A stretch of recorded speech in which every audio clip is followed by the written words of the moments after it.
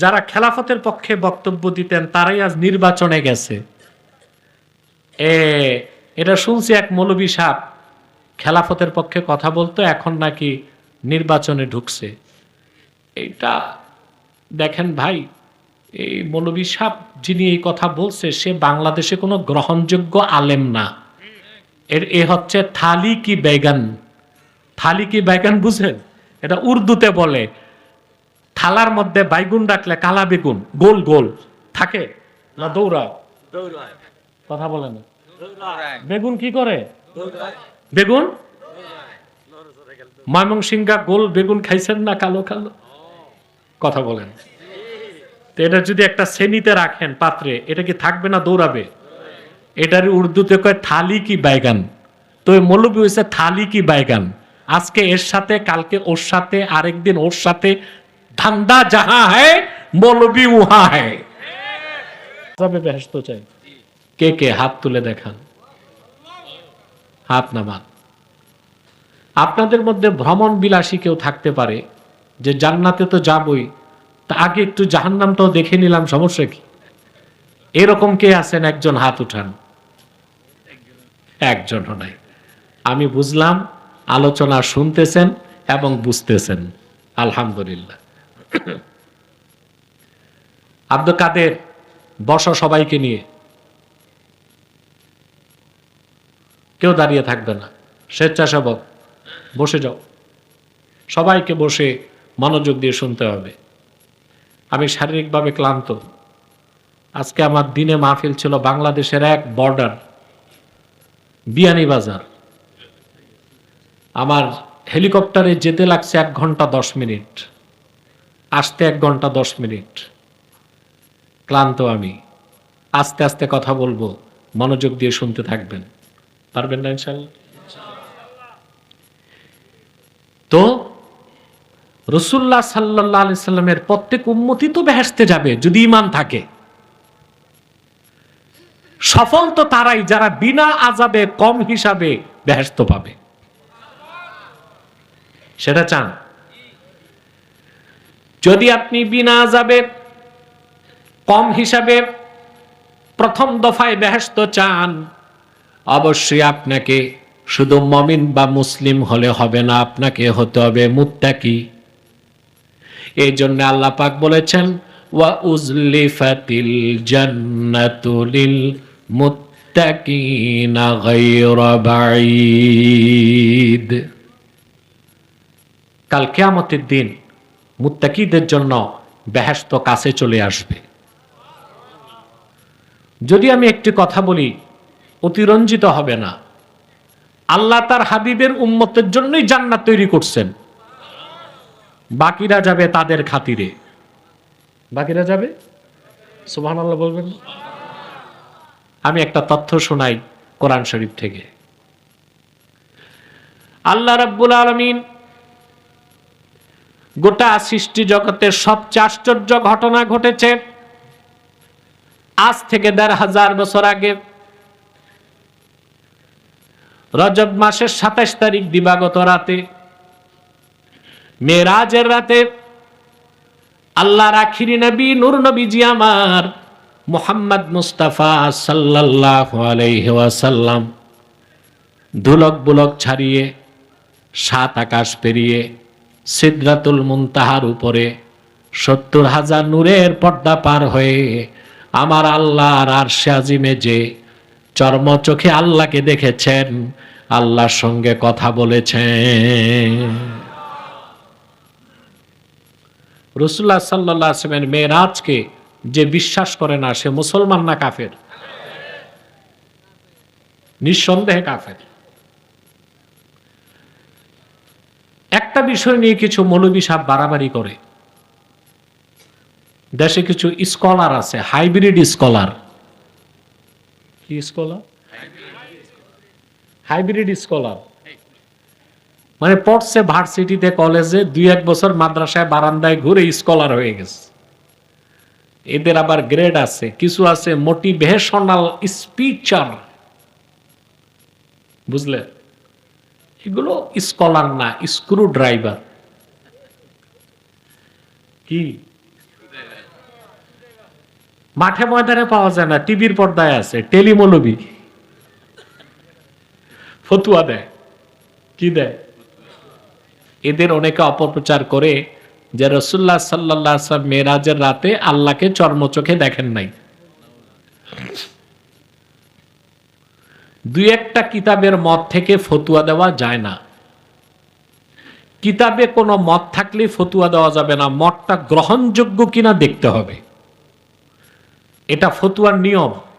আল ফাতওয়া আলা কওলি গায়রির রাজিহ হারাম। অগ্রহণযোগ্য মতে ফতুয়া দেওয়া কি কিতাবে থাকলেও কি অগ্রহণযোগ্য মতে ফতুয়া দেওয়া যাবে না, ফতুয়া হবে গ্রহণযোগ্য মতে। এখন গ্রহণযোগ্য মত কি? হানাফি মাযহাবের মুখপত্র হযরত মোল্লা আলী কারি বলেন, ওয়াল হাসিলু আন্নার রাজিহা আন্না মুহাম্মাদান সাল্লাল্লাহু আলাইহি ওয়াসাল্লাম রাআ রাব্বাহু লাইলাতাল মি'রাজ বিআইনাই রাসিহি। গ্রহণযোগ্য মত এটাই, আল্লাহর আখিরি নবী নূর নবীজি আমার মুহাম্মদ মুস্তাফা সাল্লাল্লাহু আলাইহি ওয়াসাল্লাম ১৫০০ বছর আগে ধুলক বুলক ছাড়িয়ে সাত আকাশ পেরিয়ে আমার আল্লাহর আরশে আজিমে যে কপালের দুই চোখ দিয়ে আমার আল্লাহ পাককে দেখেছে। এটা গ্রহণযোগ্য মত। তো ফতুয়া কোনটাই হবে? গ্রহণযোগ্য মতে। অগ্রহণযোগ্য মতে ফতুয়া হবে না। আল্লাহর হাবিব সাল্লাল্লাহু আলাইহি সাল্লাম সরাসরি আল্লাহকে দেখেছেন। আল্লাহ তাআলার হাবিব আর আল্লাহ তাআলার মাঝে দূরত্ব ছিল মাত্র ১ হাত। আল্লাহ পাক বলেন, সুম্মা দানা ফাতাদাল্লা ফাকানা ক্বাবা কাউসাইনি আও আদনা ফাআওহা ইলা আবদিহি মা আওহা। আল্লাহ তাআলা নূরের ঝালওয়া মেরাজের রাতে আল্লাহর হাবিব যখন আরশুল্লাহিল আজিমে গেলেন, আল্লাহর নূরের ঝালওয়া রাসূলুল্লাহর কাছে চলে আসলো, একদম কাছে। দূরত্ব ছিল মাঝখানে ক্বাবা কাউসাইন। কুরতুবী লেখছেন ১ হাত। কতটুক? ধনুক টানলে ২ মাথা যত কাছে আসে। আল্লাহ তার হাবিবের সাথে সরাসরি কথা বলছেন, ওখানে জিবরিলও যাইতে পারে নাই। আল্লাহু আকবার। জিবরিলের মাধ্যমে আল্লাহ তাআলা তার হাবিবের কাছে যে ওয়াহী নাজিল করেছেন সেটা তো ৩০ পারা কোরআন। কিন্তু আরশে আজিমে আল্লাহ তার হাবিবকে কি ওয়াহী করেছেন প্রশ্ন আসে কিনা? আবার একটু পরে আপনাদেরকে নিয়ে আমি হাত তুলব মুনাজাতে, এককভাবে না সম্মিলিতভাবে? এককভাবে দোয়া করলে কবুল হতেও পারে, নাও হতে পারে। কিন্তু রাসূলুল্লাহর উম্মত একসাথে হাত তুললে এটা ফেরত নাই। সুবহানাল্লাহ। আমি একটি হাদিস শোনাচ্ছি এই ব্যাপারে। মুআজ্জাম তাবারানীতে হাদিসটি এসেছে। রাসূলুল্লাহ সাল্লাল্লাহু আলাইহি ওয়াসাল্লাম ইরশাদ করেছেন, মা রাফা কওমুন আকুফাহুম ইলাল্লাহি তাআলা ইয়াসআলুনাহু শাইআন ইল্লা কানা হাক্কান আলাল্লাহি আইয়াদা ফি আইদিহিম আল্লাযী সাআলুহু। আল্লাহর হাবিব সাল্লাল্লাহু আলাইহি ওয়াসাল্লাম ইরশাদ করেছেন, আমার উম্মতের কোন একটি দল যদি আল্লাহর কাছে সম্মিলিতভাবে হাত উঠায়, তারা যদি কিছু চায়, আল্লাহর উপর হক হয়ে যায়, তারা যা চায় তাদের হাতে আল্লাহ তাআলা তাই দিয়ে দেন। তাহলে আমরা যখন মুনাজাত করব, আমাদের গুনাহ মাফ হবে, তওবা কবুল হবে। এতে আমরা খুশি না বেজার? শয়তান তো ওয়াসওয়াসা দিতে পারবে না, পারবে? নিয়তটা ঠিক আছে? কিছুক্ষণ পরে আমরা গুনাহ মাফ করে তওবা করে নিষ্পাপ হয়ে মুনাজাত করে বাড়ি যাব। কারা কারা হাত তুলে আল্লাহকে দেখা। আল্লাহ কবুল করুক, আল্লাহ মঞ্জুর করুক। যারা দাঁড়িয়ে আছেন তাদেরকে আমার করজোর অনুরোধ, বসে যান, পিছনে যে বসে যান, কেউ দাঁড়িয়ে থাকবেন না। মাহফিলের আদব রক্ষা করা ওয়াজিব। মাহফিল যত পরিবেশ সুন্দর করবেন তত বেশি নাসিহা থেকে বরকত লাভ করতে পারবেন। আমার বন্ধুগণ, আমি আজকে আপনাদের সামনে তেলাওয়াত করেছি সূরা কফ থেকে। বলুন তো কোন সূরা? কফ। 3টে আয়াত তেলাওয়াত করেছি, 31, 32 এবং 33। এই 3টে আয়াতকে কেন্দ্র করেই কিছু কথা বলবো ইনশাআল্লাহ, খুব সংক্ষেপে। আমার সঙ্গে আপনারা তেলাওয়াত করুন, যেন প্রতিটি অক্ষরের নূর আল্লাহ তাআলা আমাদের সিনায় বিকশিত করে দেন। বলেন আল্লাহুম্মা আমিন। আউযু বিল্লাহি মিনাশ শাইতানির রাজীম। বিসমিল্লাহির রাহমানির রাহিম। وأزلفت الجنة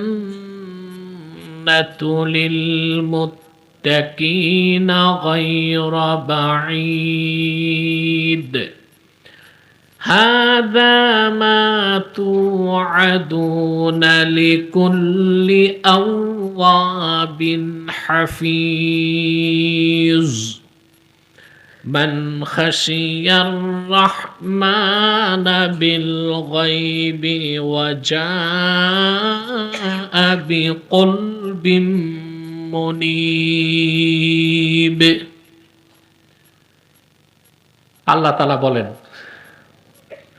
ওয়া উজলিফাতিল জান্নাতু লিল মুত্তাকিনা গায়রা বাঈদ।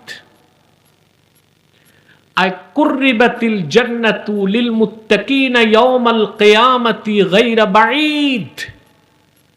কাল কিয়ামতের দিন মুত্তাকি বান্দাদের জন্য আল্লাহর বেহেশত জান্নাতকে নিকটবর্তী করা হবে।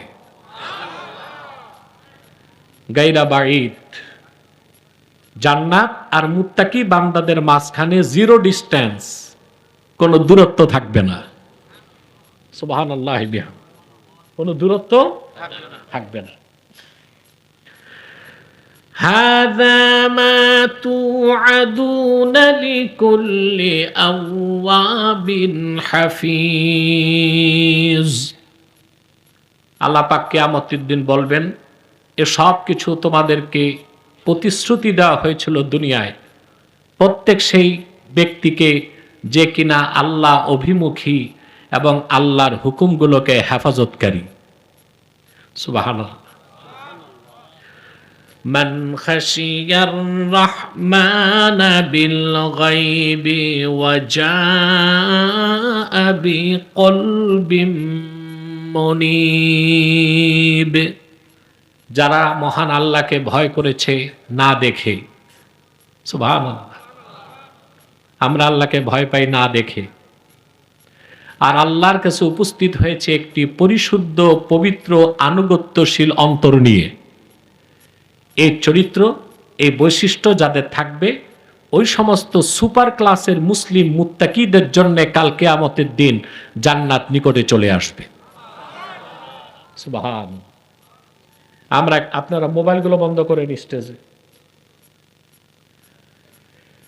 মোবাইল, কোনো মোবাইল চলবে না। হ্যাঁ, না, সব মোবাইল বন্ধ। স্টেজে কোনো মোবাইল চলবে না। কথা শুনতেছেন তো? মুত্তাকি বান্দাদের জন্য আল্লাহর জান্নাত নিকটবর্তী হয়ে যাবে। কথাটা শুনতে সহজ, কিন্তু বিষয়টা খুব বড়। সুবহানাল্লাহ। রাসূলুল্লাহ সাল্লাল্লাহু আলাইহি সাল্লামের প্রত্যেক উম্মত বেহেশতে যাবে যদি মৃত্যুর সময় তার ঈমান অন্তরে থাকে। যত বড় গুনাহগার হোক, শাস্তি পাবে, আযাব পাবে, তারপরও কোনো একদিন যেহেতু সে আল্লাহর হাবিবের উম্মত, সে নাজাত পাবে, বেহেশতে যাবে। এটা বিশ্বাস করেন? এটা তো আমার কথা না, কোরআনে কারীম আল্লাহ রাব্বুল আলামিন সূরাতুদ দুহাতে আপন হাবিবকে বলেছেন, ওয়ালা সাউফা ইউতিকা রাব্বুকা ফাতারদা। মুহাম্মদ সাল্লাল্লাহু আলাইহি ওয়াসাল্লাম, কাল কিয়ামতের দিন আল্লাহ পাক আপনাকে এত বেশি নেয়ামত দিবেন, আপনি রাজি হয়ে যাবেন। বিষয়টা চিন্তা করেন, হাসর ময়দানে আদম থেকে ঈসা পর্যন্ত লাখের উপর পয়গম্বরের চেষ্টা থাকবে কেমন করে আল্লাহকে রাজি করা যায়, আর আমার আল্লাহর চেষ্টা থাকবে কেমন করে হাবিবকে রাজি করা যায়।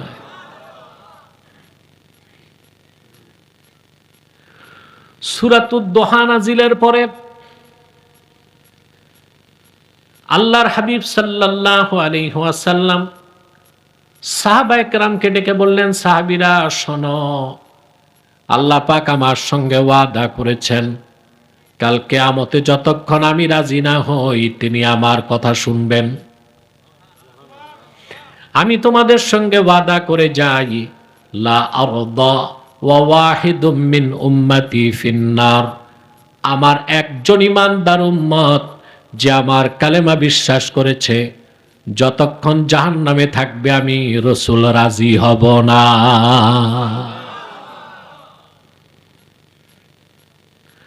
আমার প্রতিটি উম্মতকে আল্লাহ রাব্বুল আলামিন জান্নাত দিয়ে দিলে আমি বলবো, ইয়া রব রাজিতু, আয় আল্লাহ রাজি হয়ে গেলাম, তোমার সাত জাহান্নামের কোথাও আমার একজন ইমানদার উম্মত নাই। তাহলে রাসূল করিম সাল্লাল্লাহু আলাইহি সাল্লামের প্রত্যেক ইমানদার উম্মত বেহেশতে যাবে। পার্থক্য কি?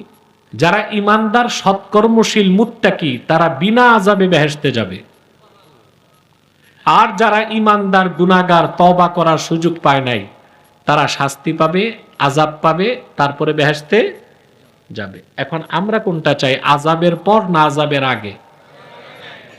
সবাই বিনা